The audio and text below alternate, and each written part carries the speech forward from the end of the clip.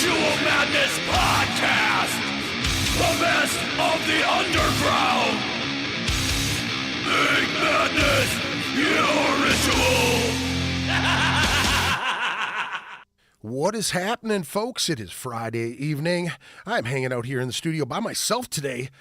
Just want to chill out and I don't know, kind of catch up. I've got some people that sent in some music to be played over the air here, and I figured I would do that tonight and it just kind of catch up with the week and see how everybody's doing and hopefully get some interaction from you folks out there. But I'm hanging out in the studio solo style. Do me a favor, check out Anti-Broadcasting Incorporated Custom Screen Printing. That's antibroadcasting@gmail.com. Hit those guys up or shoot them a call, 612-836-9488. Friends of mine, I truly enjoy their work. They've done some good stuff. A lot of bands locally here, a lot of bands nationally. Now, I'm sure if you've seen the show, you've heard me yammer on about these guys. They have helped me out quite a bit with my tie-dye stuff. Which I really appreciate, and they're always quick. Their turnaround's very fast. The quality stuff over there. Give them a call or drop them an email again, antibroadcasting@gmail.com, or give them a call, 612-836-9488. If you're looking to get some tattoo work, hit up Lowbrow Saints Tattoo Collective.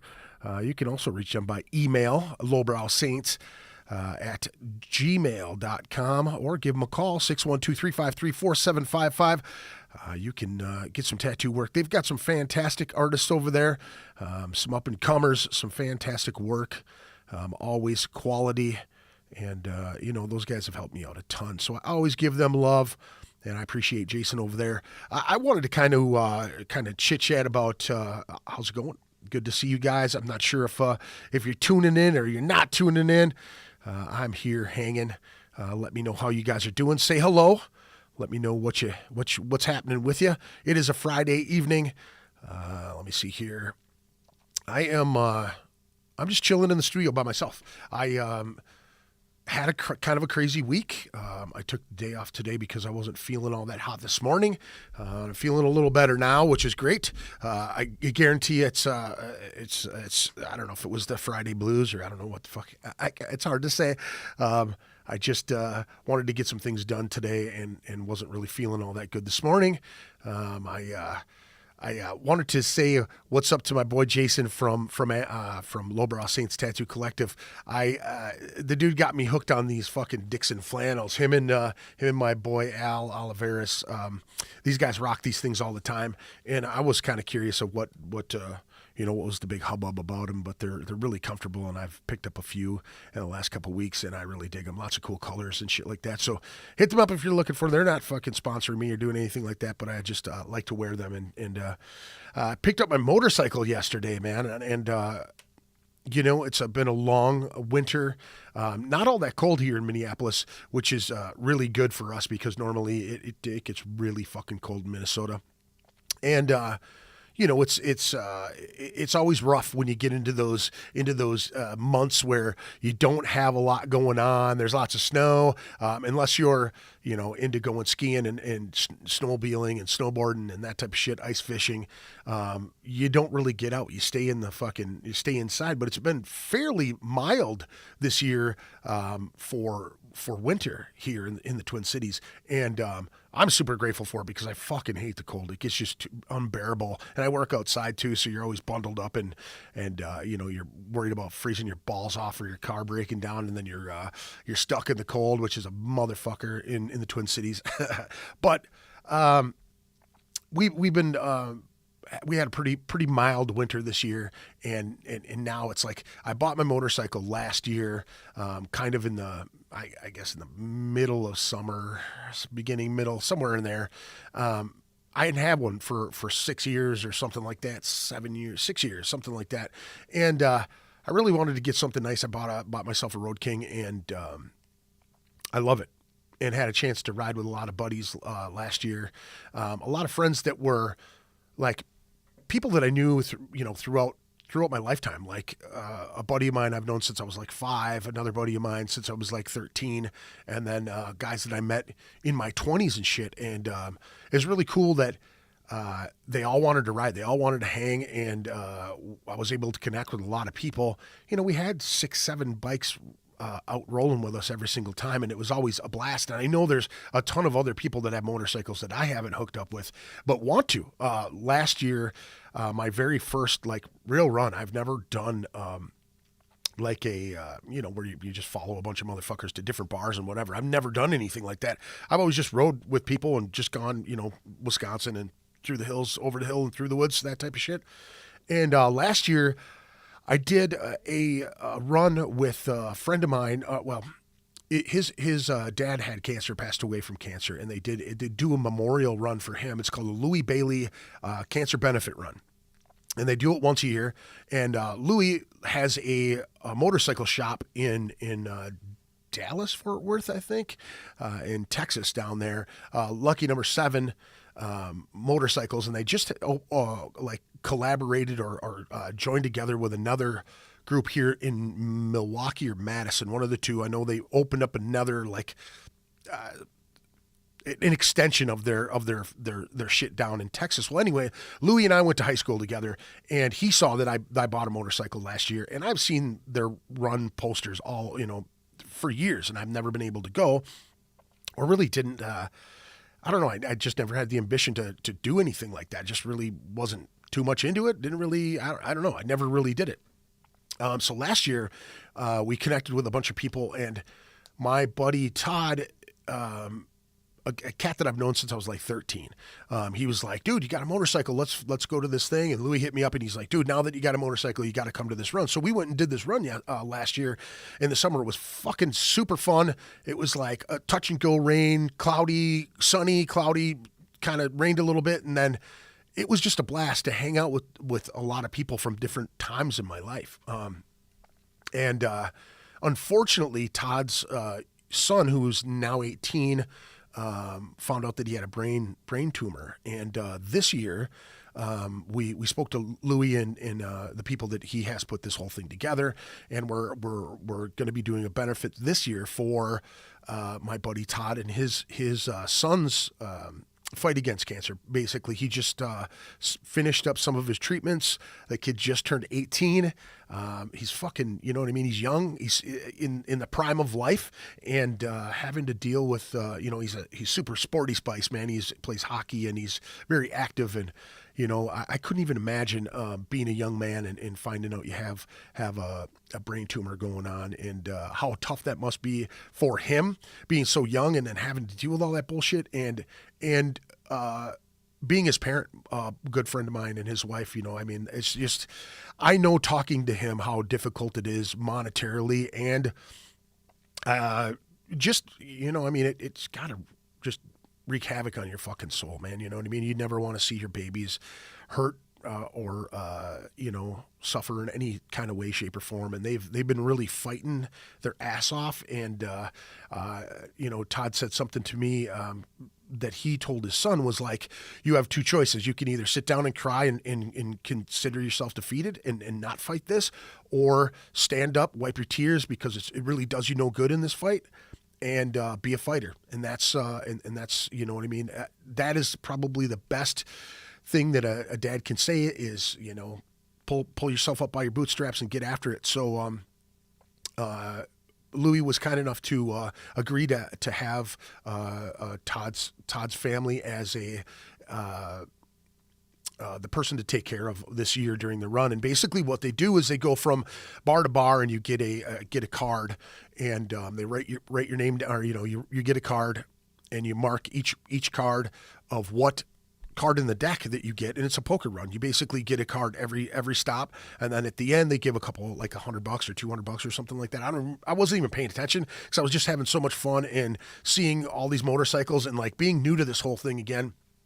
After 6 years of not having a motorcycle, and being able to be a part of something like that was fucking awesome. It was really cool. Louis brought his slingshot, and Louis does these really badass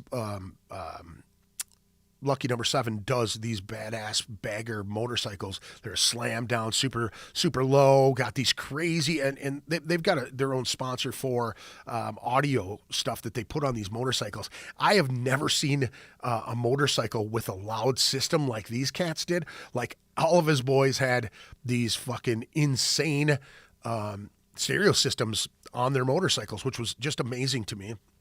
And it was just cool. It was super fun. Lots to look at, man. There was just so many different types of people that I had seen in the motorcycle community, from the joint and from, you know what I mean, from all over PD Pappies, and just, you know, going and being a part of it, or, you know, Donnie Smith bike show. You see a lot of the same faces all the time.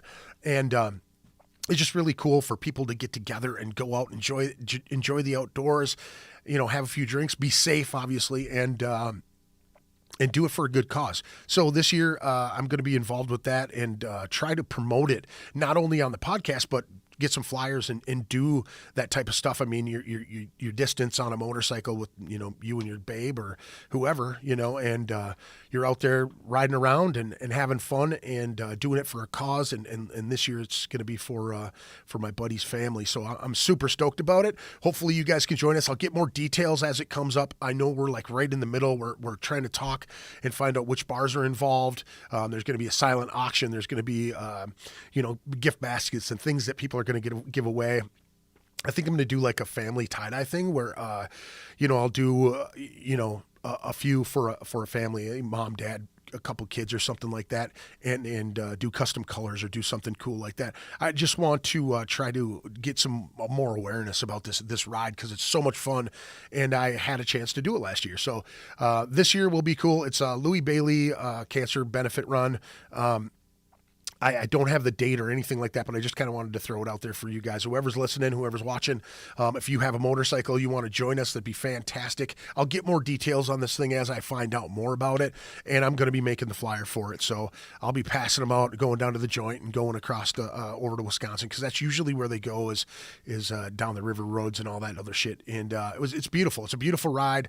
Lots of cool people. No drama. I don't think I even seen any club guys involved in it. And, you know, even if they are, most of those cats are pretty cool. Minnesota's not like one of those club places where you see a lot of dummies. You know what I mean? Like they're pretty fucking cool with you, and as long as you're not a donkey with them, they'll be really cool to you. Which is, you know, when you're dealing with clubs like that, it's cool. It's best to be cool with them and be respectful. Like, introduce yourself, don't be a jackass, and don't try to test them, because they bite. You know what I'm saying? So.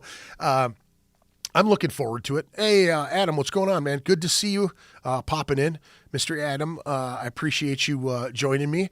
You're the first person to say hello, so thank you for joining me, and hello.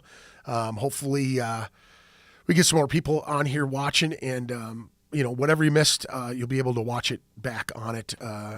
Do I have a sidecar? Do I have a sidecar for you? I don't know, man. We'll have to get you on the podcast. I know we talked about it a couple times, getting something booked. I just didn't have anybody booked for this week and for this particular Friday, and I kind of wanted to play a couple tunes. I had somebody send me I have some friends send me some stuff. I would love to play people's music on here. I'm going to try to figure out how I'm going to be able to do this, as far as like having a person from the band give me rights to be able to just play this on here. I'm not trying to get money from it or from your band or anything like that. I'm trying to promote bands. I always have been, with the audio podcast and things like that. It is a lot easier to play music, and they don't police you as much when you just do the audio podcasts. So I've done, 200 and something with music, like 13 or 14 songs per podcast, and now I'm like down to nothing. So going and doing podcast with video and not being able to do a lot of audio. I did some tests with Saimathwa, a musical band from here, and fantastic cats. They told me I could use any of their stuff, and they don't have any vocals. It's just all fucking brutal music. Math. They call it math. They throwing out the math. Anyway, so I did some tests with them and a band called Drown the Lifeguard from Madison or Milwaukee. I did some tests with them, and I played their EPs. I played the first Side Mouthwa EP, and then I played Drown the Lifeguard's recent one, I believe I did. You can look that up on YouTube if you want to, or I believe I have those videos on ritualmadnesspodcast.com.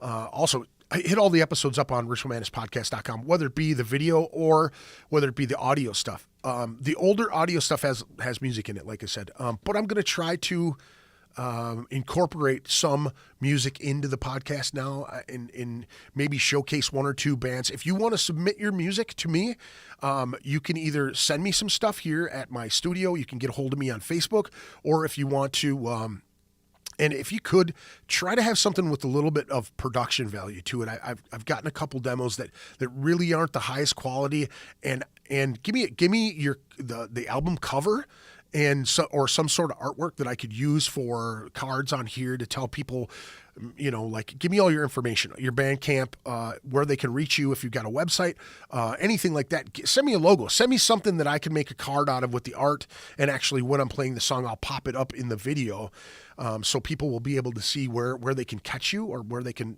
check your stuff out. I have a couple bands that I'm going to play tonight, one from here in the Twin Cities and one from New Jersey. They were kind enough to send their stuff, and in my opinion, if you're kind enough to send it to me, you're giving me the right to play your stuff. So I mean, I know that there's some sort of issue with YouTube or Facebook, because I've been tagged on both. With Drown the Lifeguard, I got tagged on Facebook, which was really weird, but I didn't get tagged on YouTube. So I don't know if there's some kind of weird licensing thing going on there, but like I said, if you want to send your stuff in, please do send it to me at ritualmadnesspodcast@gmail.com. Or let me see here. Or you can hit me up on Facebook and we'll talk about it. But please send a bio of where you're from and what's going on. Maybe your link to your Facebook page, maybe a link to your website or your Bandcamp, and then I will be able to put those to a little card and actually add them to the video when I'm doing this. I'll kind of show you. You'll kind of get an idea if you're still paying attention or you're watching the video itself. Like I said, we've got like 60 episodes maybe up on YouTube. Do me a favor and subscribe to YouTube and come check us out. I think I'm streaming both between Facebook and YouTube right now. I know I was last week, but this stuff I'm trying to do a different. Method here by using Restream, and it's a different kind of app that allows you to stream to Facebook, and right now it's not. I'm looking on my Facebook right now, and it's not showing me that I'm on Facebook, but that's okay too. I've been trying to be able to do it between the two formats, and I think with a paid subscription for Restream, you can do, I don't fucking know. I'll figure it out eventually, but I'll repost these anyway. I'm recording them, so I'll be able to upload them to YouTube, or YouTube will just have them when I'm done, and I'll get everything squared away with that. I apologize if it's confusing or anything. It's fucking confusing for me because I don't know shit about any of this. I'm new to this video game, so I'm trying to figure out how to get this looking good and sounding good and working functionally every single time. And I'm just I'm trying to do it, and that's the thing. Play my music, friend. Adam, I will definitely play your music. I believe you'll have to get me some, though. I have all my CDs boxed up, and I don't know. I know I had some of your stuff at one time. I'm gonna have to look and see if I have your stuff, Adam. With the move, I had a lot of stuff kind of, and I'm trying to figure out whether or not I had it digitally or if I had it on, if you guys gave me a, see on here, look for some local bands, and get to the F's here. Forever in Gray. I do have some. I do, dude. I will definitely, if you're cool with me doing that, I will get some art from one of your Facebook websites or your Facebook website, and and get that. I'll play some stuff, dude. I'll get you guys on here for sure. And I'd love to have you back on the show too, dude. I have a smaller space now, so it's not conducive to a full band in here, but I would like to have the most chatty guys on the podcast. That would be fantastic. And I love the support, dude. I appreciate you so much coming on and watching and interacting with us. I appreciate it very much. Looks like I've got 2 people watching, and from what I understand, it's probably just from YouTube. I didn't see the stream going to Facebook Live, which is kind of fucky. I don't know why it's doing that or what's going on here. I don't know what the heck is going on here. Please restart your broadcast because we want to charge you for your shit. And that's what they're doing too. It's funny that with this stuff like Periscope, I'm on Periscope. I don't even use fucking Periscope. I use YouTube and I use Facebook Live, and I'm not even on Facebook Live, which fucking just blows. It's so crazy that excuse me, it's not letting me restream to there, but that's okay. No big deal. I'm not worried about it. I'll post it back up anyway. So what I'm going to do is I'm going to play a song, I think, here. I'm going to do a tune from the band. Let me see here. Try to get this queued up here. These guys are from, let me see here. I had this pulled up at one point this evening. The guys are called Bound Alive, and they're from New Jersey. I just had them pulled up here. Bound Alive, and I believe their new album is called The King. They sent me a couple tracks. They're from New Jersey, if I didn't say that already. You can check those guys out at boundalive.com. Check those guys out. This is one of their tunes. This is the title track of this stuff called The King. I'm going to play this tune quick. And we'll go to this stuff. Made this little card, and this is what I meant by the card. What I want to do with bands is make a little card, put the now playing, the name of the song, and where they can reach you guys at. So that's what I'm going to do. I'm going to play this tune here, and I don't know. I'll check you in a second. Take a listen. Bound Alive, The King.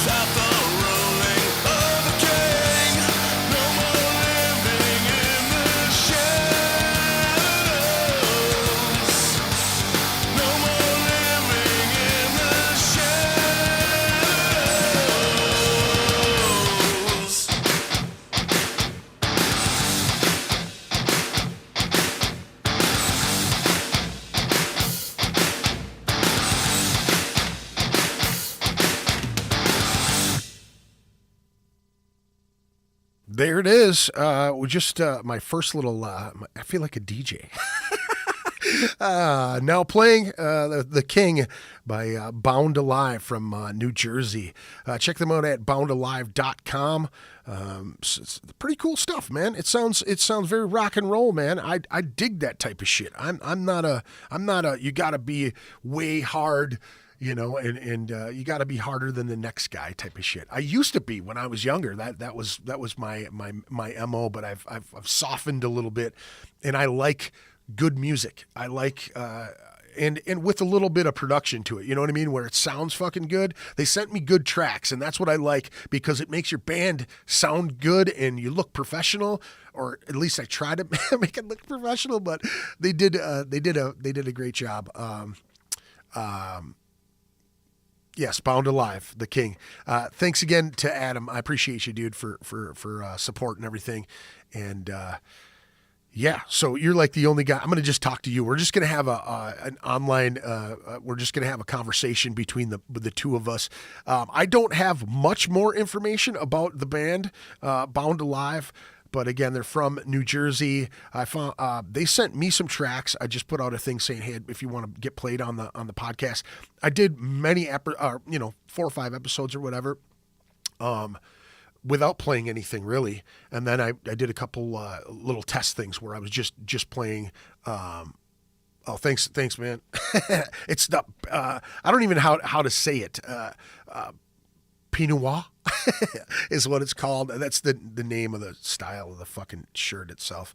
But it's a Dixon flannel, and I went to the wrong one. I'm reversed in the camera. So yeah, they sent me a couple tracks, and fuck it, I liked it. So I played it. I got some stuff from some old cats. Okay, so back in the day, I was in a band called Necromus. It was like my first band.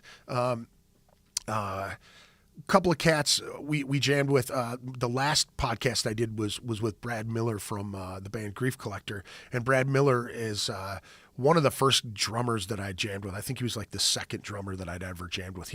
We talked about it in the last episode about he was playing in a band called Crystal Rain at the time, and they were more like hair metal band, and we were more like thrash is what we were trying to be, it was we were doing covers. I think the band I was in, Grim Outcome, was doing covers at the time, and we were, playing DRI and Slayer and Metallica and shit like that. And then we kind of joined forces, and I know Brad wanted to do some thrash stuff, so we did some stuff, and I tried to sing like fucking Sacred Reich or Phil from Sacred Reich. And it's pretty comical. Brian Owens is one of the guys who actually who played with or who came on the podcast and brought one of those songs from that band, Lobotomy. That was the one that I was with Jay Nodebart, which is in the next band that I'm going to be playing. We started a band together with those guys. My old bass player I went to high school with, Aaron. He was basically the guy that I started jamming with first, really. It's really funny, and a lot of I think I've told this story a few times on the podcast, but I was in lunch line, and I was borrowing a lunch ticket from a friend of mine, and I didn't have the money. We were fucking poor at the time, and my mom used to get assistants, so I'd get the tickets, and I would sell them, and I would make money, and I would try to take that money and flip it and make more money. But I always failed miserably because I was a kid and I didn't really have any clue how to make money or how to not spend all of it. So I was in lunch line, and the bass player Aaron Davis was, and he's been on the podcast as well under the pseudonym Harrington Martin. He was on and talking about some of his books, one of the earlier podcasts. Anyway, I saw him in lunch line, or he saw, I was in front of him talking to a friend of mine, and he borrowed me a lunch ticket, and I just stayed there. And he was like, "Hey, dude, the line starts back there." He stood up for himself. Back then, I was kind of a bully, kind of an asshole, and I just fucked with him. And it was really like humbling all in one thing, because the dude actually stood up to me, which was surprising because I didn't know the kid, and I knew a lot of people. I knew most of the people in school, and he had just moved there from Alaska. Anyway. One of my other friends was about to go over and check out this band in the Burbs in White Bear Lake, and he's like, yeah, my friend plays in this band. We should go over there and check them out. They play a bunch of covers like Metallica and shit like that. And we got all stoned and we went over there and we came in the house. I remember knocking on the door and dude's mom came and they had a dog and like it was like the Leave It to Beaver thing. And I came from the city into the suburbs, so that type of shit was like foreign as hell to me, to like mom and dad together, like the whole dinner. I mean, it was fucking foreign to me. So we walked downstairs, my friend and I don't even remember who exactly it was with me when we went there. So we walk down the stairs and I see Aaron sitting there and I'm just completely embarrassed by how I acted towards him the time when we met. So I felt horrible, and he ended up playing bass in the band. And so it was like, you felt like an asshole. I felt like a fucking donkey, trying to be a bully to this guy. You know what I mean? Like, oh, who do you think you're talking to? Do whatever I want. I'll kick your ass, that type of shit. Just stupid shit. Child shit, And, turned out we became friends, and we became friends for a long time, lived together several times. And, he started, I followed him as far as like bass wise in being a vocalist. I cued off of his bass stuff more than I did the guitar stuff, which is really weird for me thinking back. But we started playing anyway. I'm going way off fucking subject here, but anyway, we got started playing in a band together called Necromis. We were in Lobotomy with Brad Miller and Jay Nodebart, Aaron Davis, and we went to a graveyard in Hugo many moons ago. 80, I want to say 89, 90, right around there. And this particular graveyard was had a gravesite in it that had like a big metal borders, or like a big guard over it, and people. It was always like a fable that there was a warlock buried in this graveyard, and it was like this thing that had gone around school forever.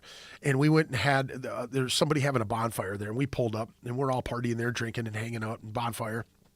And it was crazy because it's like this little cornfield, and behind the cornfield is where this graveyard was. And if you thinking back then, like how fucking stupid it really was that there was like these metal, it was like rebar over the top of this grave. And basically what they did with that stuff is they wanted to keep gravediggers out. So if there was a prominent person that was buried there, they would, encase it in like metal so that you couldn't dig directly down into the grave to take whatever valuables they had, or rob the grave in some way. So we're all hanging out there and we're trying to figure out a name for this fucking band, and we're thinking the God of the Dead, necro something. And Aaron said Necromis. How about Necromis, the God of the Dead? And that's what it became, Necromis, the God of the Dead. And we played under that name for several years till I think 95, early 96 is when we played our last show. We released 2 demo tapes, and somewhere I have one of those demo tapes. Somebody sent one of those to me. I never kept any of that shit. I never kept any flyers. There's like very few and far between that I kept my own flyers or my own t-shirts even back then. I don't know what it was about not keeping my stuff. I really can't answer that question, but I didn't keep any of that stuff. There's somebody sent me a cassette tape, our second cassette tape called the Parish demo. And we had one before that we did in a guy's basement. And that was our first demo, and had Tony Henry did the cover art for that. And then I think Jay or Tony Olson, which became the drummer that replaced Brad Miller, when we formed Necromis, which was in a band called Apatris, I believe, we all played in these like Battle of the Bands together. So it was like Josh Kellerman was in, I believe, Impact Wrench at the time. I can't exactly remember. I wish I was on Facebook and Josh was in the thing, because he has a crazy memory. Josh Kellerman from this is my brain right here. God damn it, Semtex, yes. Those guys, the singer of Semtex, Josh Kellerman, who's doing The Root of All Evil now, or helping with The Root of All Evil. radio show on KFAI. Anyway, Josh Kellerman, I believe him and all the people, there's a ton of people from Tartan, a ton of people from White Bear, and a ton of people from North St. Paul. We were all kind of in this little clique, and we played in all these Battle of the Bands together. And so we started like piecing a death metal band together. It was like one of those things where you progress from rock and roll to like this metal, and like hair metal, and then into Metallica and like thrash of some sort. You know what I mean? Like that was our progression, and then it went to death metal. And I didn't want to become a death metal singer. I actually wanted to just do the thrash thing and somewhat kind of growly, screamy kind of thing. I didn't really want to do the death metal thing. But we ended up doing 2 demos with Necromus, and we broke up. I did Sublevel. Anyway, it's not like a history of me or anything, but this is the history of the next band that I'm going to be playing.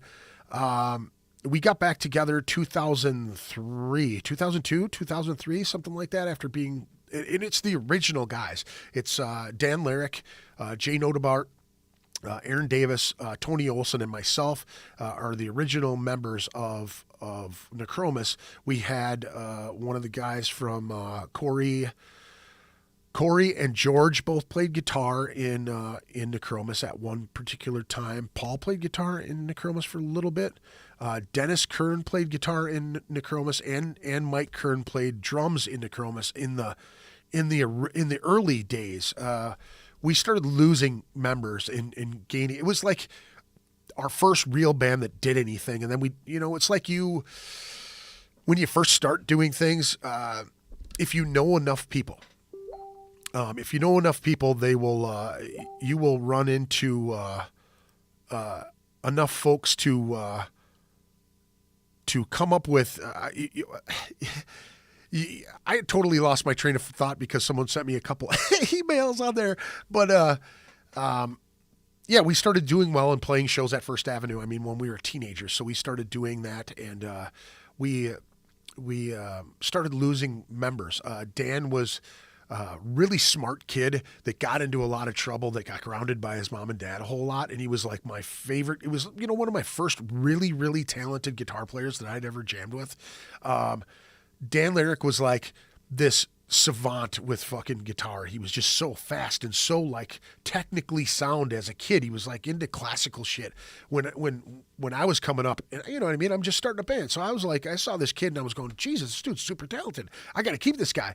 Not knowing in my head that the real sleeper was Jay Nodebart, the guy who really wrote a lot of the information, or a lot of the music and things that kind of grew into the newer Necroma stuff that we did with Burn Scar, and we did a couple EPs with that.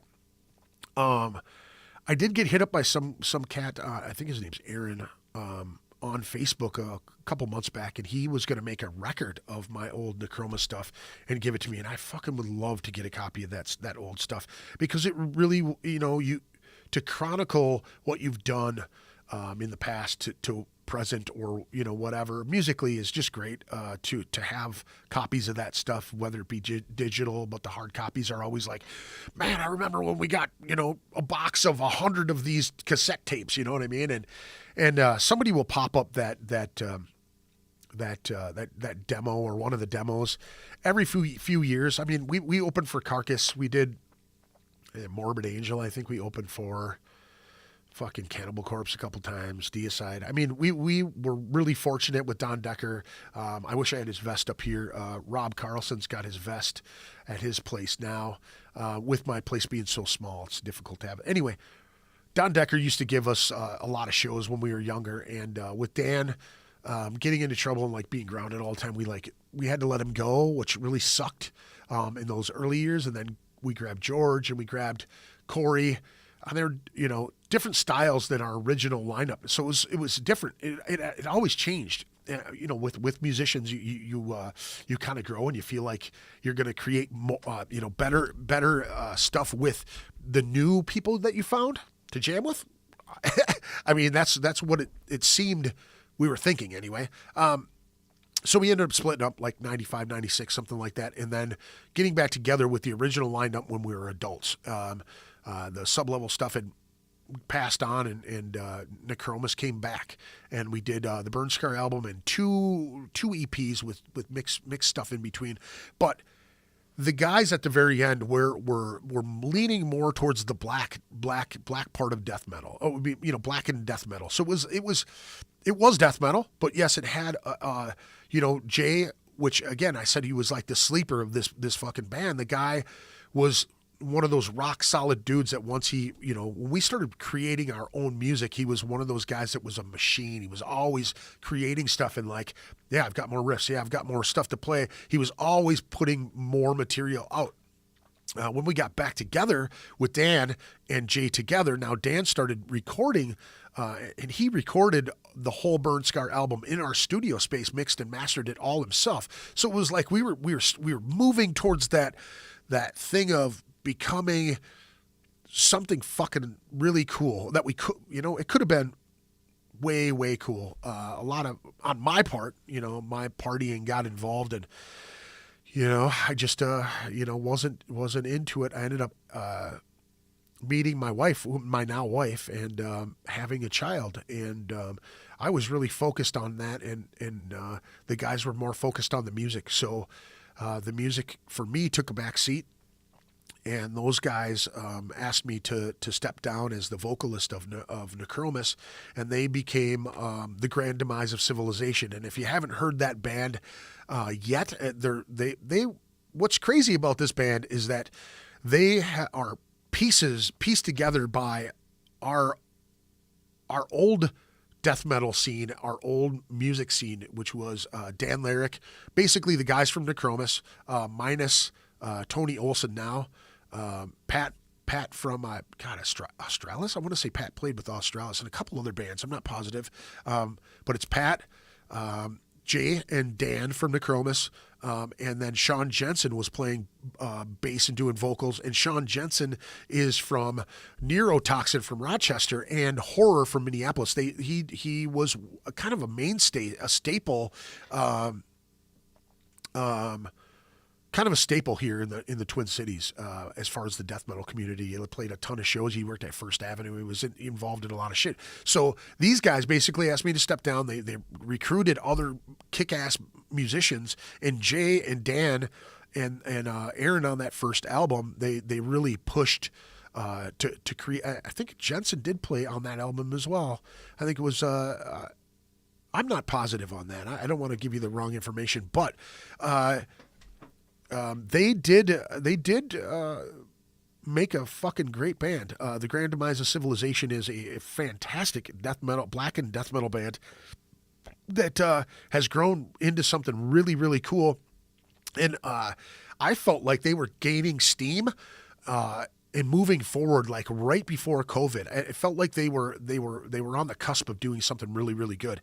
Unfortunately, as we get older, I know that a few of those guys wanted to do more studio projects and not so much live shows, but their live shows were always killer. When they played Lee's a few times, they were fantastic. They were great. Let me see here, Adam. Let me look at what you're saying here. I'm yammering on about this next band that I want to play here. Good friends of mine, old school cats. Let me see here. Have you ever played with musicians that didn't grow with you? They didn't want to push themselves to get better. Yes, dude, I have. It seems like every band that I had been in, I've been super lucky when it comes to musicians, because I don't play an instrument per se. I've tried to play bass. I've tried to play guitar. Vocals were like my thing. I was just kind of a loud fucker anyway. And then I didn't know shit, dude. And when I found guys that I would be able to emulate guitar patterns to them, and they weren't dicks like going, dude, you don't fucking play guitar, so why the fuck am I going to listen to you? Other than me being a frontman who had a lot of feeling, so the more I would feel it, it seemed like the musicians started to follow me more because I was trying to control the crowd. Basically, does that make sense? So yes, it seemed like every band that I was involved in, kind of evolved into different things. It was like we would meet people who were really into it and what it represented. And back then it was so much different than it became like in the late 90s, early 2000s, before I even went back to Necromus, because in that time from like 97 to 2002 or 2003, there was like a raging scene in the Twin Cities that was powerful. There was so many great bands. American Head Charge was doing well. The Two Ton Crutch guys were doing well. I mean, Smiling Liar was doing well. And it was all like more radio metal, not a lot of death metal at that time. And I wasn't involved, and I was more towards the radio metal shit because I wanted to do something with my music. So yes, dude, there were a lot of people that we went through that seemed like me, myself, I mean, dude, I didn't grow the way I should have. I look at a lot of musicians that have done a lot of things outside of the Twin Cities scene. As far as like, I am going to go, fuck my scene here in whatever city it is and like make a band, make an album, put it online. I mean, when I was younger, online was tape trading, like getting a hold of people, getting in fanzines, like going to shows and giving your tapes away. You know what I mean? You wanted people to hear what you were doing, and people liked, you like that feeling. I think a lot of people get caught in that thought process of, we're going to get all these cool shows. And then once you get those cool shows, you kind of cease. A lot of people that I've run into cease growing in general. They want to play for the next show. They're like, we're going to come in, we're going to play the set, and then we're going to leave. Like, you have your other life going on. Or if you're smart and you're a real musician, you set time to to write your material, to grow as a musician and help each other grow. So like if one guy is doing really well, like is learning all this cool guitar shit, the other guitar player is either going to catch on the train and like get aboard with them, or they're going to be like, fuck you, dude, don't use that. You know what I mean? I don't want to use that riff. They kind of have that thing where they battle with each other and it goes back and forth, and it's never any good for anyone in the thing. It's always, what I've learned later on is that it's so much more important to try to bond with your band members and try to help them grow into a better musician, and help and like what I didn't get a lot when I was younger was people that said, dude, that wasn't that cool. Let's try this. Where like I said in the last episode with Brad Miller, Brad's one of those guys that likes to pull things apart, like really analyze them and put things together. That's what makes him a good songwriter. That's what, as a drummer who has sang and writes a lot of lyrics and actually loves the story behind it and loves creating those type of stories and putting them together and then making the music for it. I mean, he's phenomenal with that shit. A lot of people will, I mean, there's a lot of great musicians that have done that stuff. Now, personally, man, yeah, I've gone through a ton of different member changes and lineup changes with all the bands, with Necromus, with Sublevel, with Outside the Murder, and it seemed like we grew each time. We would try to find, it's important to find the right type of people to be part of your band, right? It's really important for people to like each other and want to create something together and then enjoy that, and without having a fucking attitude or like having one dictator in the band.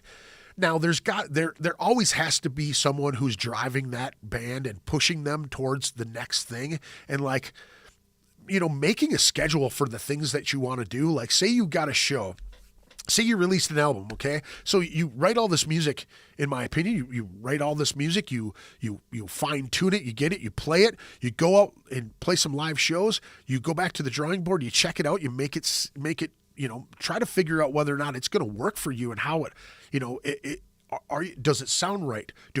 Are people acknowledging it? Are people, vibing off of what you're doing? Because yeah, a lot of people will stand there and look at you and, and they'll do this shit. But when you get them doing this and when you get them really rocking into the shit, that's when you need to think about, okay, remember that in song one, in the breakdown, this is where everybody really got into it. Well, use that shit again. Go back to the next thing. Go back before you record it again. Or before you record it, like fucking make it, play it before you record it. Get the feeling of everybody and switch it to where you think it's gonna be more impactful to your shit, right? To the people that are around you or checking you out. So I don't even know where the fuck I'm going with this, but it is. I think it's important for people to bond in a band, and I mean, that's what it's fucking for, right? I mean, music is like the ultimate. To me, it's a bridge. It bridges the gap between different people, man. You know what I mean? Like, I've met people that I didn't really care for, and then found out they liked a band, and then we start talking about it, and they actually become. You become friends with them and bond over it. And the next thing you know, you're going to shows together, watching that band and really enjoying it. I mean, I've gained some really, really incredible friendships over music and talking about music and being a part of it. And I mean, that's all I live for, man, is to have good conversation about music, because I mean, it really is the great, it's a really great topic of conversation is music. And you know, if I played an instrument, I'd be able to speak more about it. You know what I mean? Like talking theory or doing anything like that. And I'm trying to learn. I mean, I want to learn how to play bass. That's what I've been wanting to do for years. I've got another one, and I'm going to try to give it a shot. But I think if I was going to get back on stage to do vocal stuff or anything like that, I think I'd want to be a bass player and do vocals, or at least give it a shot to play bass in a band instead. And, you know, I mean, it may take me a couple of years to get up and do that, but, you know, I'll be fucking 50 years old and I'll probably be playing in a cover band, and I don't really give a shit because it'll be fun. Before, when I was younger, I wanted to play in all original shit, you know, because nobody can really tell when you fuck up. And you can create cool shit, man. When you do that, I mean, Adam, you can attest to this. When you created your first song, you know, when you put that first thing out there for people to check out, and you know, people dug it, or you're on stage and you do a certain thing, or, you know, you being a guitar player and a singer and having a front man as well. I mean, I love what your front man does, but when I saw you sing, you were singing. He was throwing down, you know, he was growling. You were singing. To me, that's really putting your heart out there. I mean, you're creating something cool, and you're fucking letting it fly. I would love to be able to do that again. I would love to be able to do it with, you know, with an instrument in my hand and actually have a part of the real writing process of it all. I mean, I always had.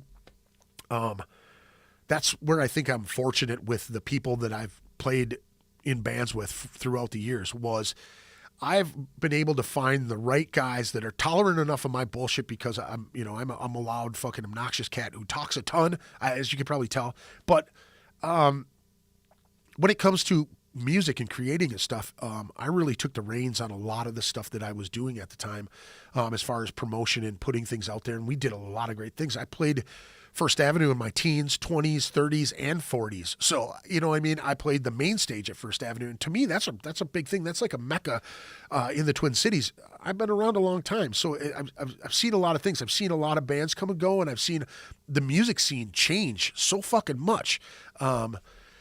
But, you know, you got to believe in what you do. And I think that people, you know, if you don't feel like you're doing the right thing, find the people that can.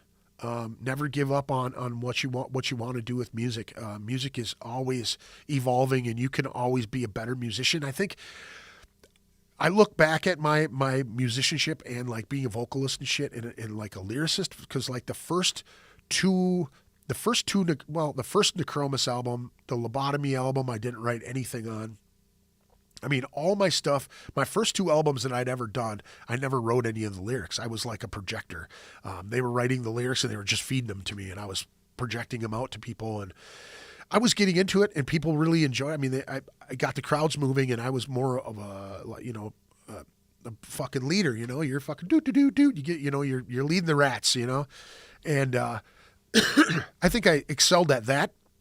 But lyrically, when I came in and did some stuff on our second Necromis album, I started to taste what it meant to actually create something where you're using you know, what you've learned through the years as being a musician, and how things work, and how they can be placed. And the patchwork of creating. Then when I went to the sub-level thing, it was another situation where I was getting away from music anyway, and I stumbled into a guitar player that was one of those people that would listen to what you would say. So if I came in, you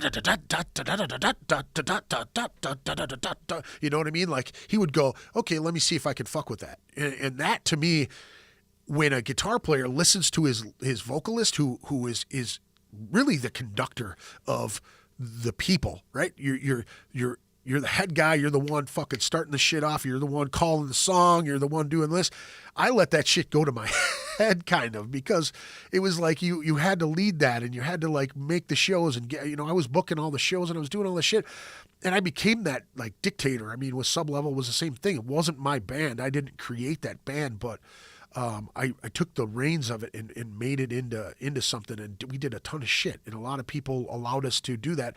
And I was super fortunate to fucking find these guys several times, and like like the answer I was trying to get to is, with that particular band, Sublevel in general, we started as one thing, and we morphed into something that became something amazing, and did a lot of fantastic shows, and played X-Fest, and played in front of, 10,000, 15,000 people. I never dreamed that I'd be playing in front of those type of people. I never dreamed that I'd be playing in front of, people from record labels and doing these showcases on a regular basis. I never thought, I never dreamed of it. And here's where I fell short, is that I let all the partying and all of the things beyond the creative process get a hold of me more than the creative process itself. I know so many musicians that fall into that whole like, woo, we're having a great time, we're getting wasted, we're partying, we're acting like rock stars, and we're, if we had a bus, we'd trash it, or if we had a fucking hotel, we would destroy it. And a lot of those motherfuckers like fall short on what they're really trying to accomplish. And man, like those opportunities in the music scene and the music industry, like those opportunities don't come a lot. Like once you're there and grabbing opportunities, fucking stay on top of it, create, write all the time, man. Don't ever stop writing. Don't get into the habit of, dude, we got this show opening up for, Seven Dust or whatever, and play your set of this album that you created a year ago and stay on that particular album for more than a year. You're a fucking moron to do that. You got to set time aside.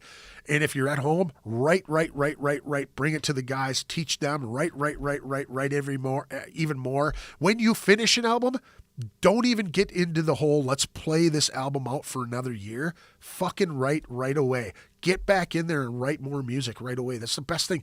Right now, if I was in a band with this whole COVID shit going down, that's all I would want to do, because there's nothing else you can fucking do but create. I cannot wait for the bands to jump out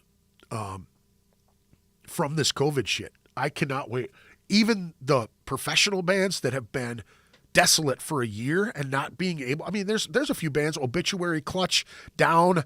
I mean, there's several bands, and I'm sure there's thousands that I'm fucking not even talking about, right, that have done these live streams. I mean, the guys from 1459 are starting to have people record and, do video and audio that you can release at your own leisure, man. I mean, it's a couple $100, but fuck, man, it's pro sound, pro video. If you're not doing live at 1459 right now during this pandemic, or before they release and they can do live shows again, if you're not doing that, you're fucking up, because, dude, honestly, you can get a lot of people into your shit right now. It's a captive audience.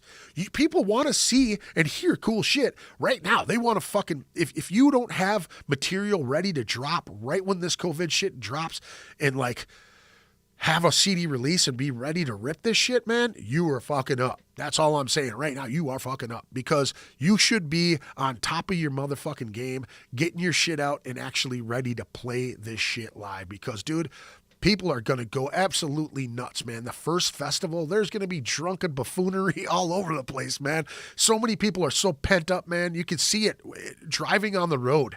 You can see how pissed off people are. Fucking people walking into salons shooting fucking shooting Asian people. For what? Asians don't do shit. Oh, yeah, since what?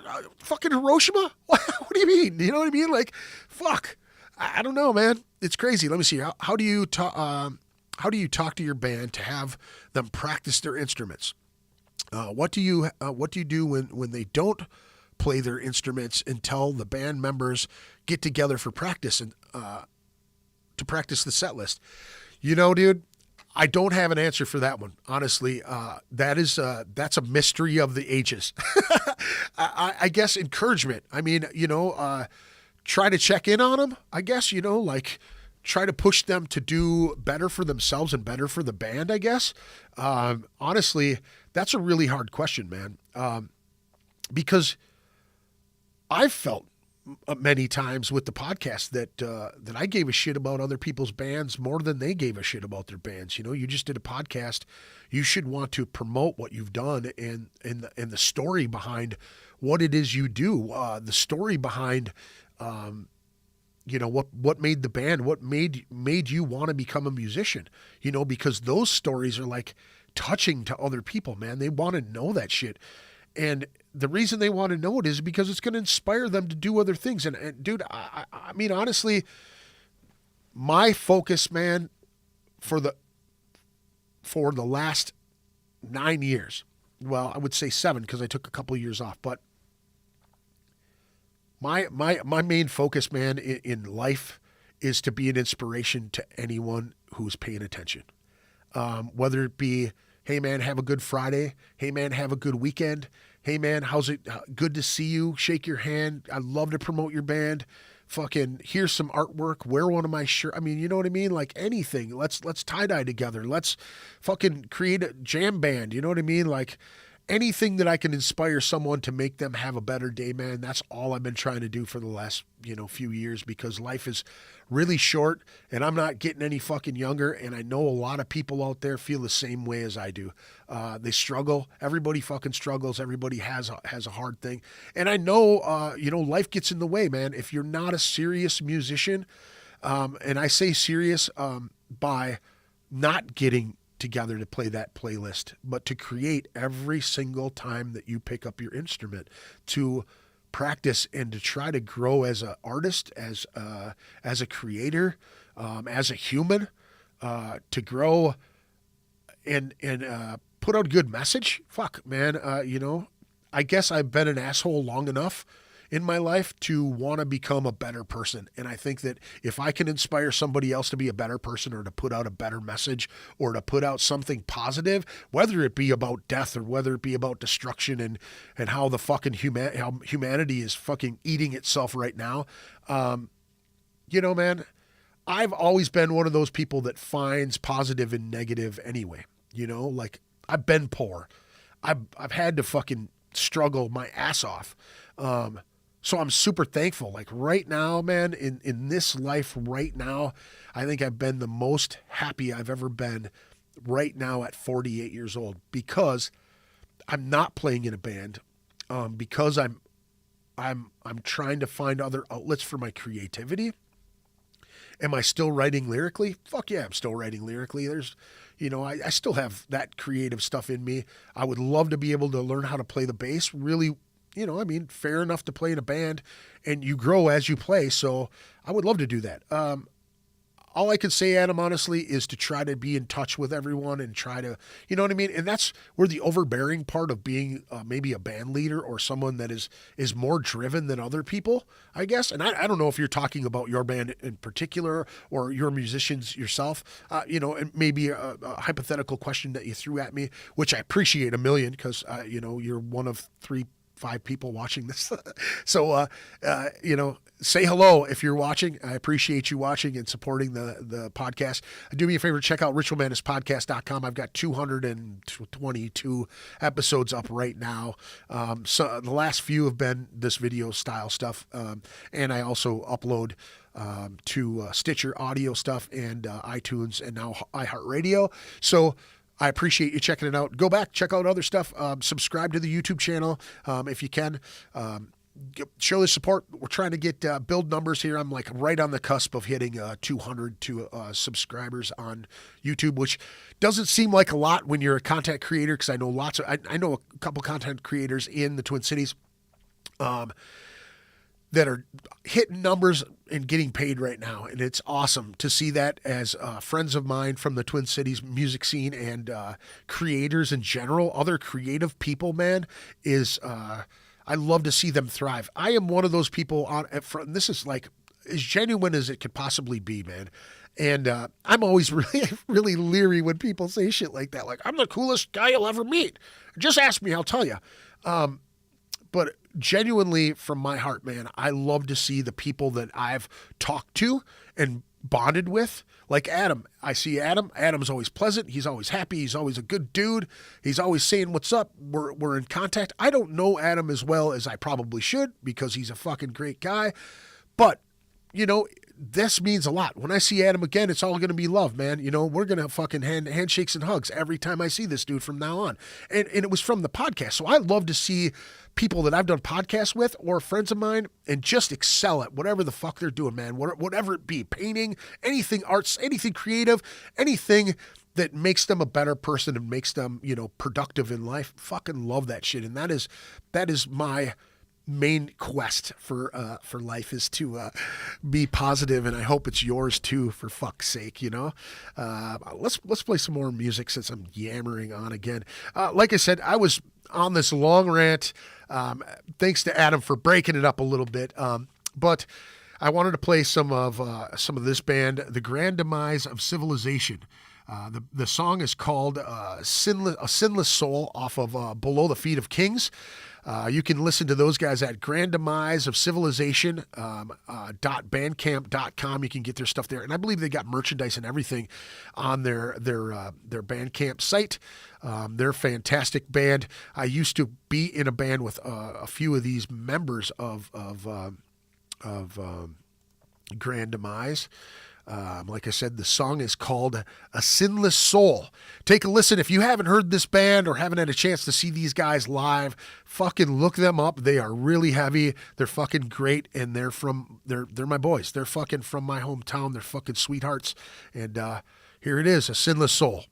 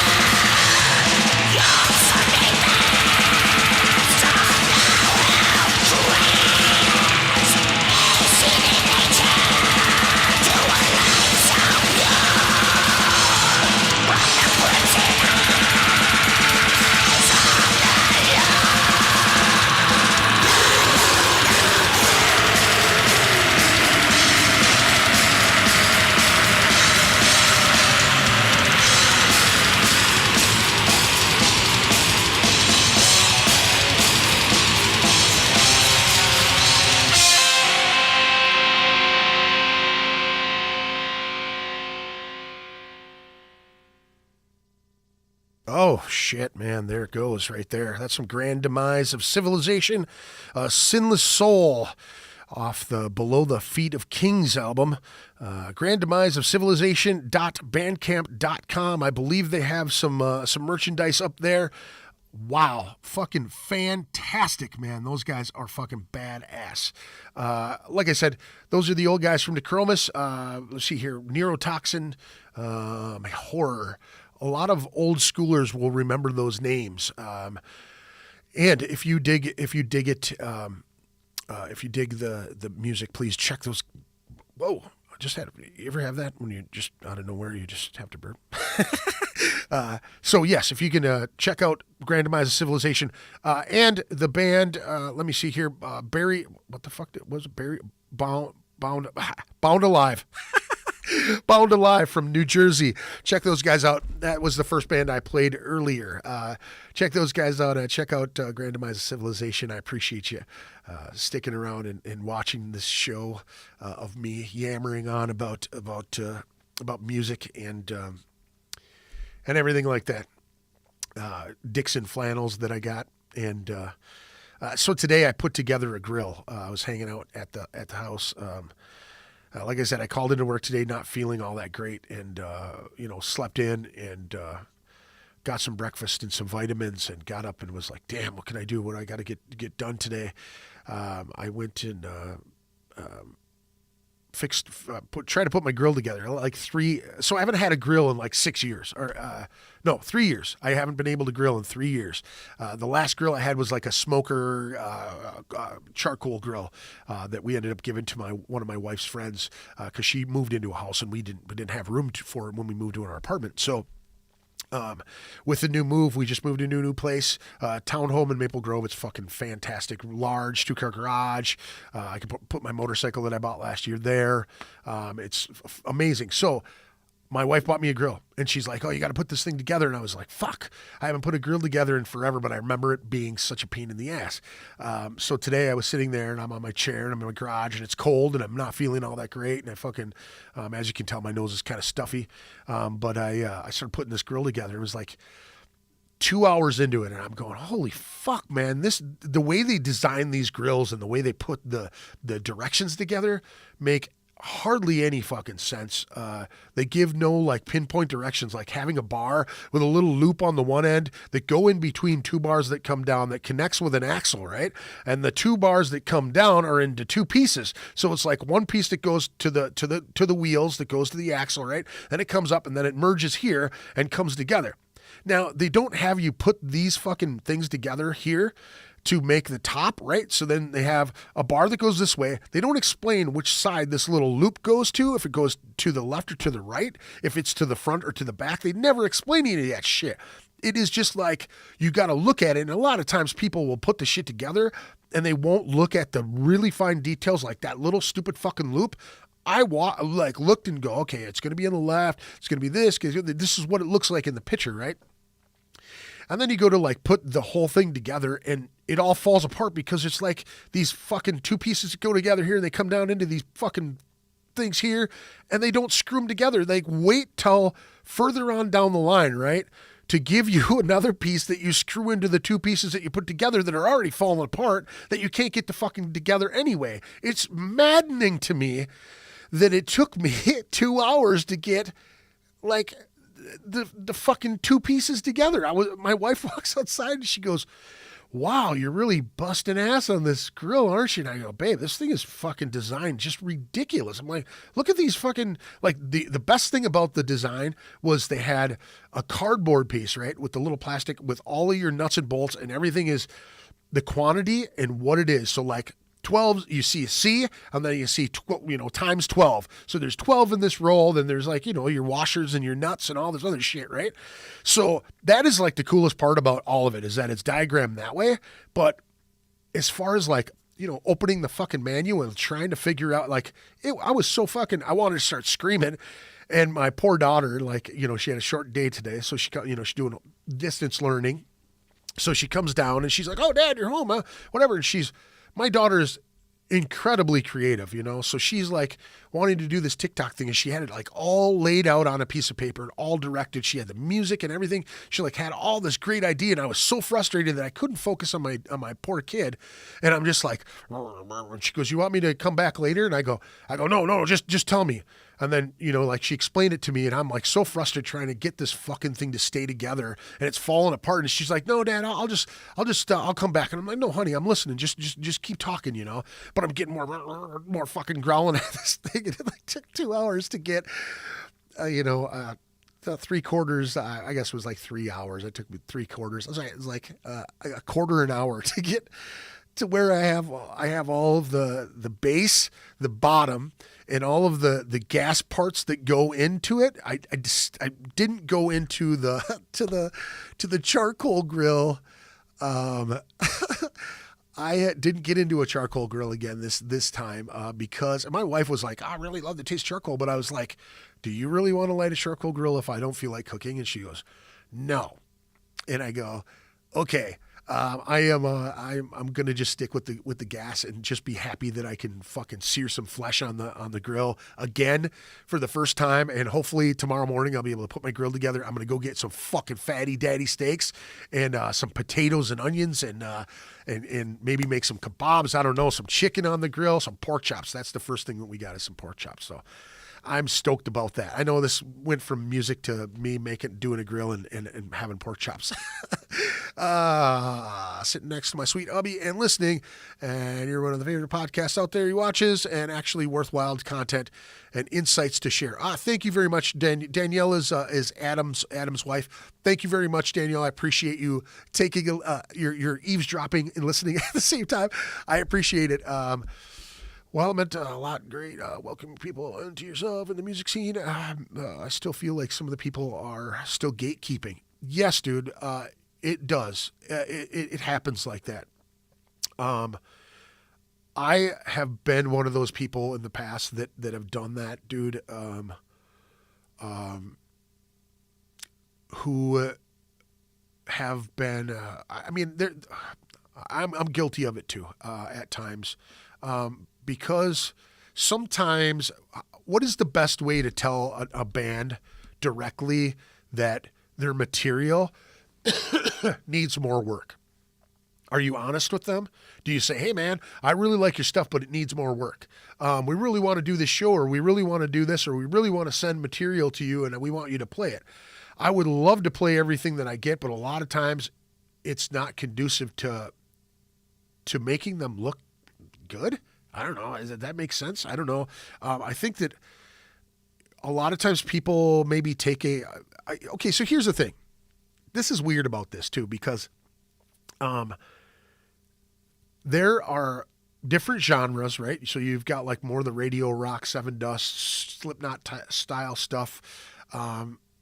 You have that, and then you have like the heavier thrash, and then you have like the death metal crowd and like the black metal crowd. And each one of those, there is there are gatekeepers for each one of those. I think that the best thing to do, honestly, and just is just, you know, I don't know.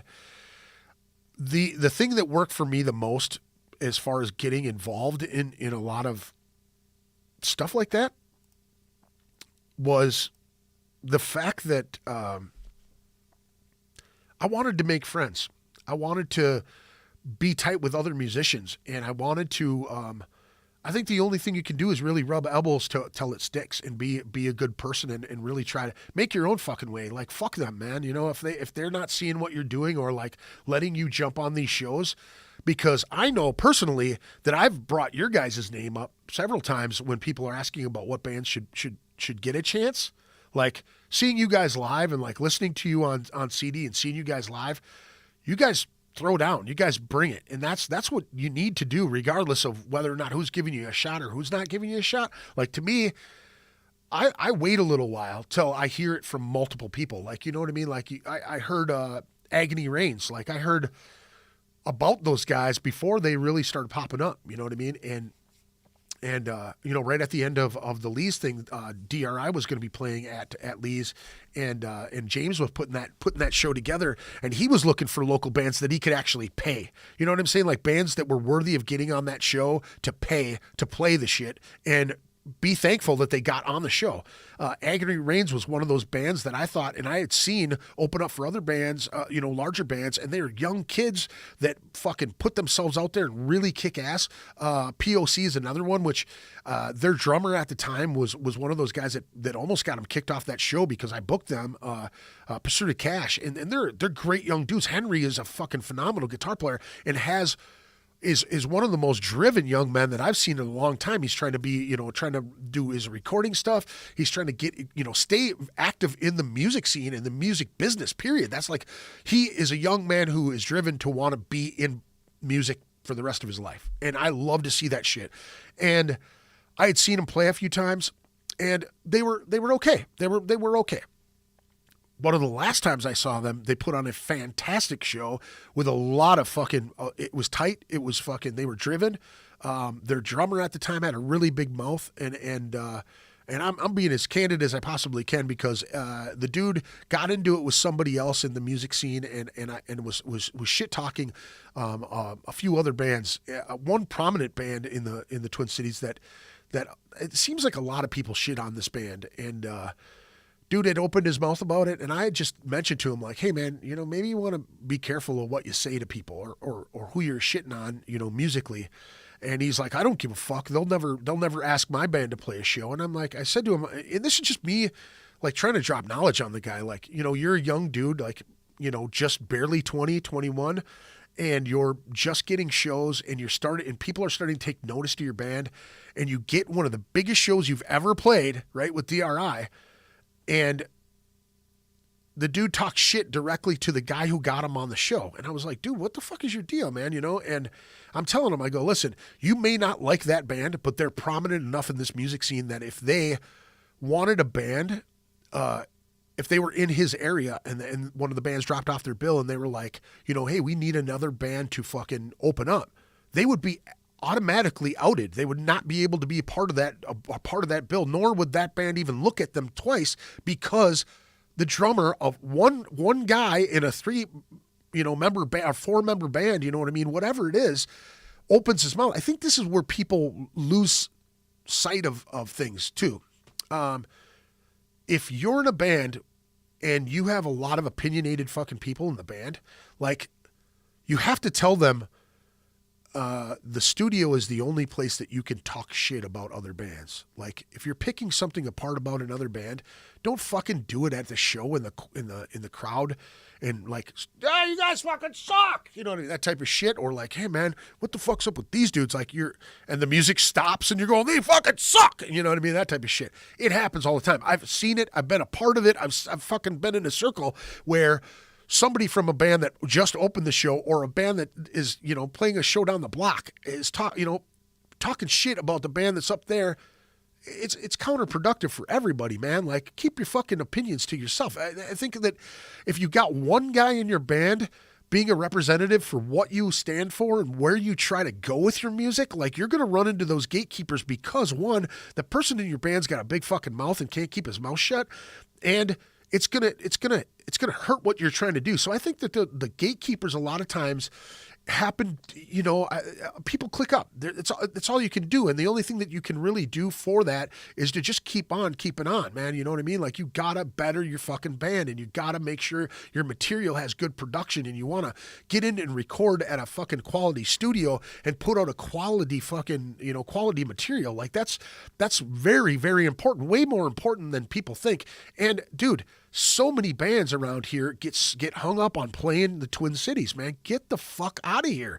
There are so many, many, many, many bands that have come from here that are dog shit here. You know what I mean? Like, I have personally been on a little run with someone and seen a band from here do horrible in their hometown, where they have like 10 people come to the damn show. And then you see them outside, like they go to Des Moines every fucking other weekend, or they go to Duluth, or they go to, my suggestion to anybody who's paying attention at all, don't focus on just your local scene. fucking hook up with people, swap shows, get out of your town, get more people to see you and enjoy and experience your music. Be friendly. Don't expect to be paid right away. Don't expect $1 million right off the fucking bat, man. Get your merchandise together. Get your CD, a quality fucking sounding CD and a good fucking representation of yourselves, a video, something you can put out there. 1459 Live. Go to these places, get this shit done, put it out there and be proud of what you do and fuck the gatekeepers. That's all you really can do, man. That is all you can do, because eventually this is how it works with me. If someone says something about a band, I'll go, yeah, okay, cool. No big deal. I might not just hit them up and book them right away. It depends on who tells me about it. Now, if it was Adam saying, hey, man, I've played a show with this band and they are phenomenal. They are a great fucking band. And dude, I am good friends with that guitar player, vocalist, bass player, whoever Adam was friends with. And he came to me and told me that in confidence. Like, hey, dude, you may not have heard these guys, but they're fucking awesome. And hit this guy up, tell him I sent you, right? I'm going to listen to that. And this is the thing. I make contacts with people, whether they come on the show or not, and I'm spitting all over my mic, and I make, a bond with someone. I'm going to take their word before I take anybody else's. And here's the thing with this too, is I might not have a beef with someone, but say somebody else has a beef with somebody in the music scene. I have a tendency to listen to the people that I've had a bond, that I've made bonds with. You know what I mean? I'm going to listen to them. So if they've been a jerk to, a band, or like, yeah, man, I tried to put this band on a show and they didn't show up for their spot because they were opening and then expected to play third. You know what I mean? That type of shit. That shit is fucking prima donna bullshit that shouldn't have any play in anybody's music scene, honestly. That is, that's diva type shit that just doesn't fly. You're a fucking metal musician, you know what I mean? Or you're a musician in general. You should be humble of what you've done. And if you've done something cool, try to help other motherfuckers get there, dude. So honestly, that's where I come from when it comes to that. Like, I have been guilty of the gatekeeping thing myself. I really have. A lot of times, dude, it's all on hearsay. It's all on what people tell me and how I feel. And a lot of, man, back in the day with Sublevel, we were getting a lot of love from the radio stations and things like that. And I had a lot of people come up and give me demo tapes. And a lot of people would come and talk to me about their band and how they wanted to play with us and how they wanted to be on one of our shows. And there are a lot of people that just didn't make it because I would put it aside and I would set it somewhere. If I liked their band but didn't really know them very well, I would set their stuff aside.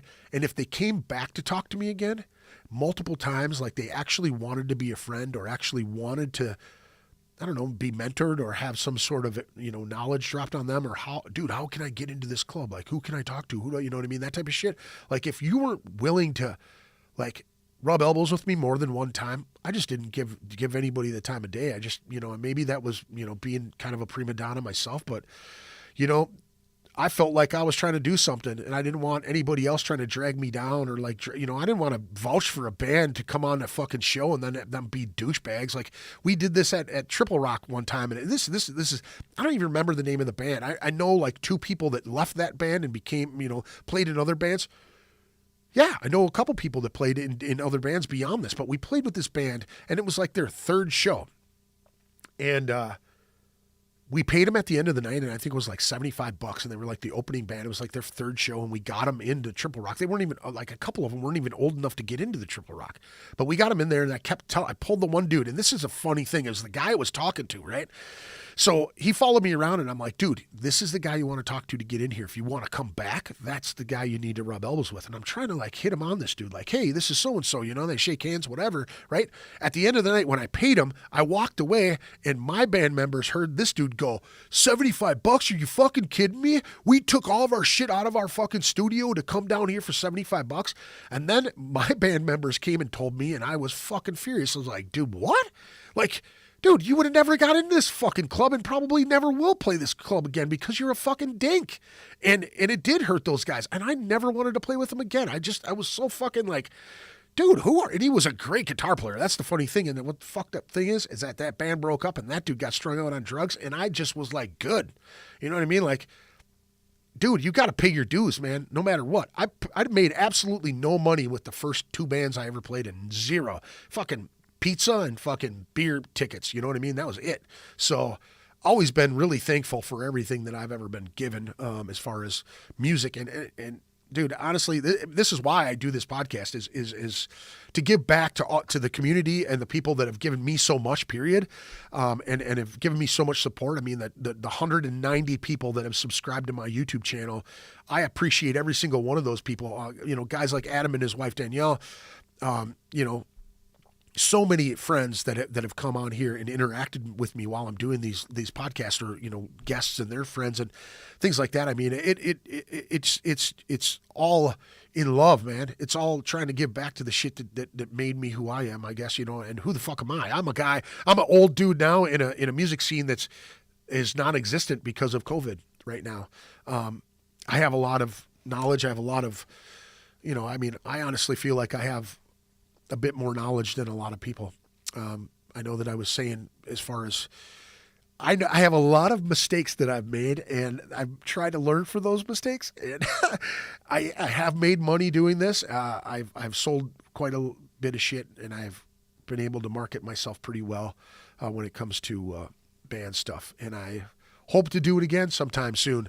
And I hope that you folks are creating during this pandemic. I hope you're doing well in this pandemic. I hope that you're all healthy. I hope that you are all still with your loved ones and haven't lost any loved ones during this whole pandemic thing.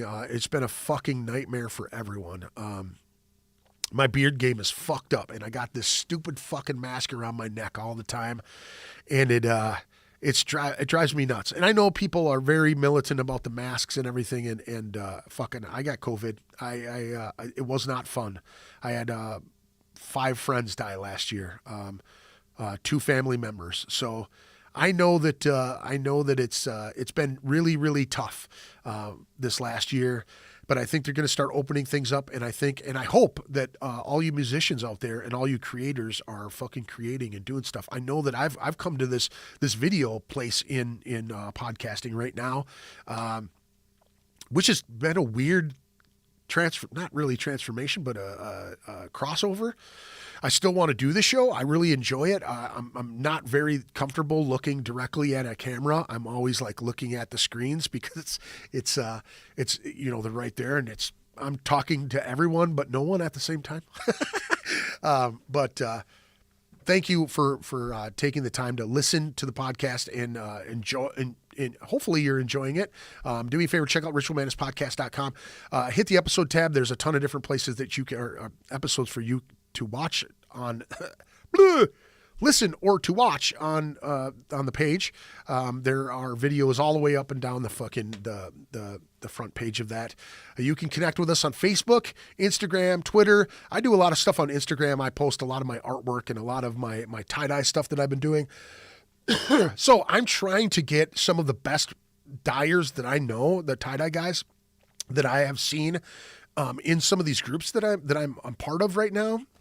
I'm going to try to get some of these tie-dye guys on here and do some podcast with these dudes. I have not got it on Spotify yet, Adam. I don't know exactly how to submit my stuff to that. I'll have to look into it, but I have not gotten on Spotify yet. I'm going to have to figure that out.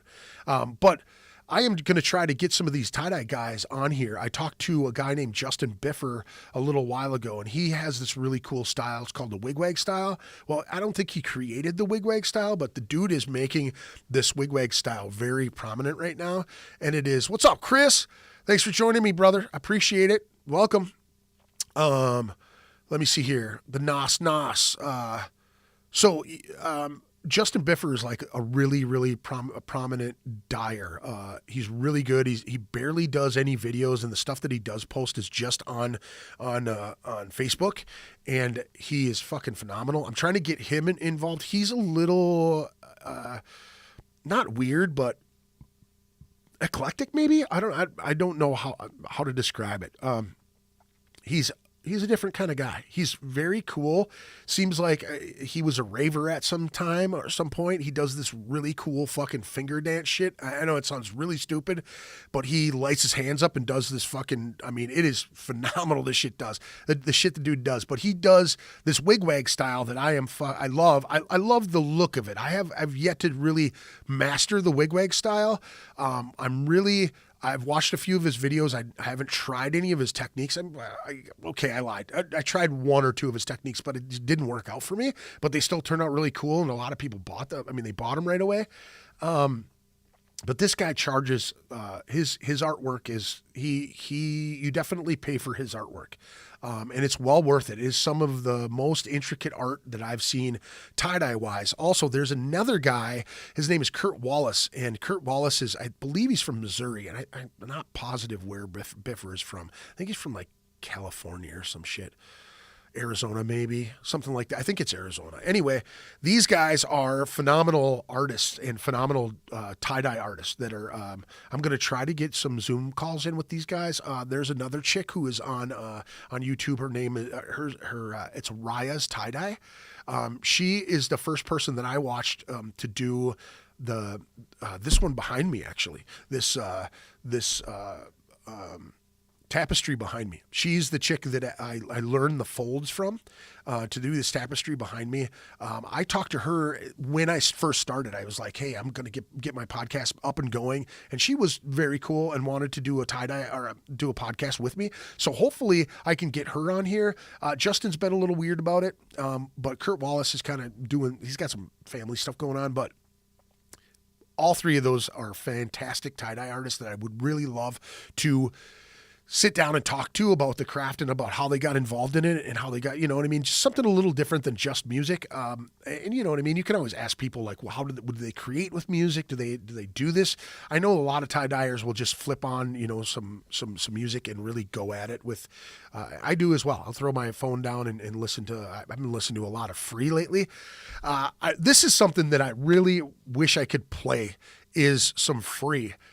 Free is an old rock and roll band who has the singer and the drummer from Bad Company. It's their first band, and a lot of people might know the All Right Now, the song All Right Now, baby. It's that tune, right? So my old bass player, Gooch, played All Right Now on, you just posted it on Facebook like fucking, I don't know, a couple weeks ago. It must have been about a month ago. And I remember that song. I knew that Paul Rogers sang on that song. I thought it was Bad Company for some odd reason, but Paul Rogers, Simon Kirk, damn, I can't think of all the members right now. Anyway, Paul Kossoff and Andy, damn it, I can't remember the bass player's name. Anyway, I went and I checked out that album, and it is called Fire and Water by Free.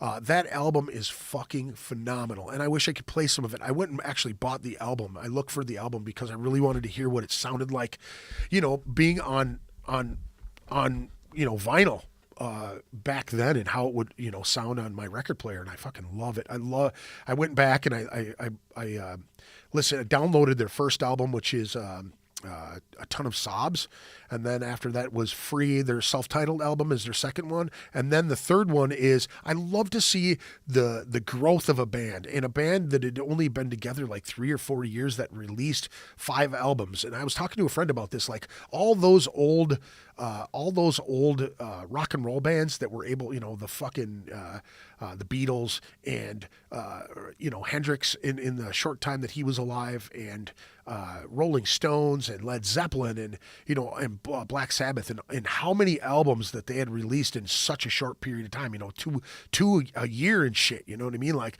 that's unheard of now, man. It takes people a year to just get their thoughts together, you know what I mean? And so with Free, I wish I could play some of that stuff right now because it's so good. I highly suggest, if you like old rock and roll and haven't really experienced the band Free, Fire and Water from fucking front to back is one of the best albums that I've listened to in a really, really long time, and I can't recommend it even. I can't recommend it harder than I am right now because it is so good. It's such a great album. I've been listening to that a ton, but I throw that on and I just, I've done some tie-dyes. I have also created tie-dyes that I haven't put up yet. On Facebook or on Instagram. But follow us on Instagram, follow us on Twitter, YouTube. Please subscribe to the YouTube channel. We stream on directly from ritualmadnesspodcast.com and YouTube. And I'm trying to figure out this whole Facebook thing. And it looks like I've got a couple people on Periscope watching me. I'm pretty new to Periscope. I really don't fuck with it too much. So I appreciate you guys watching on Periscope. Say hello if you can. Say it in the chat. I'll be able to see who you are, and I appreciate it. Please go to YouTube and subscribe. Like I said, ritualmadnesspodcast.com. You can listen to all of our episodes, 222 episodes up there to listen to. A lot of stuff on the iTunes and Stitcher. I have a lot of just purely audio. Like I said, the last, 6 or so, something like that, have been all video. And I appreciate everybody's support in trying to keep this thing going. I want to keep this going. And next week, I'm going to have a special guest, David Greger from the band Mortiscald from Milwaukee.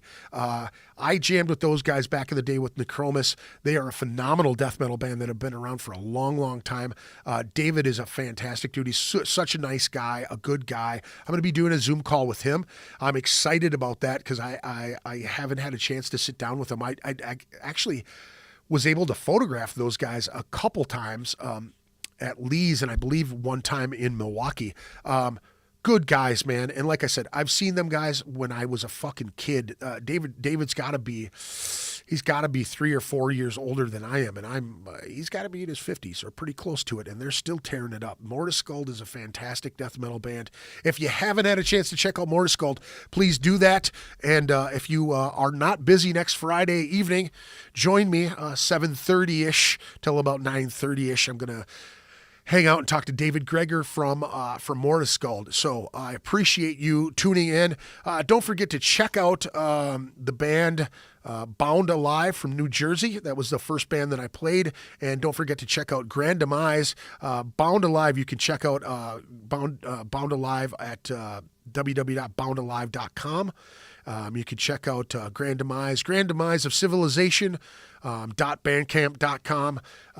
Tell them Ritual Madness Podcast sent you and that you heard their music from me. And maybe they will come on the show. And I'd love to do a live Zoom with the guys from Bound Alive. And if you're watching, man, from the guys from Bound Alive, man, hit me up again. I appreciate you sending your music. I wish I had more info. I wish your Facebook page had more info for me to give out to people, but people can get in touch with you via www.boundalive.com. Grand Demise of Civilization, I know those guys are working on new material. The album that I played was, or the song that I played was a Sinless Soul, Below the Feet of Kings. And I know that is available out there for you folks to check out on Bandcamp as well. And get their merch, go and like these guys' Facebook pages and, get their merch. And I'm going to get the hell out of here. I'm going to go enjoy the rest of my evening. I hope that you will too. I hope that you are safe and sound and happy and healthy. And thank you very much for supporting me and joining me in the chat. Adam and Danielle, Christopher, thank you. All the people on Periscope, I appreciate you very much. Don't forget to like and subscribe all of our socials. And, like I said, I appreciate y'all very much. Y'all have a good evening. Peace out. Ritual Madness Podcast. Ritual Madness Podcast. Ritual Madness Podcast. Ritual Madness Podcast.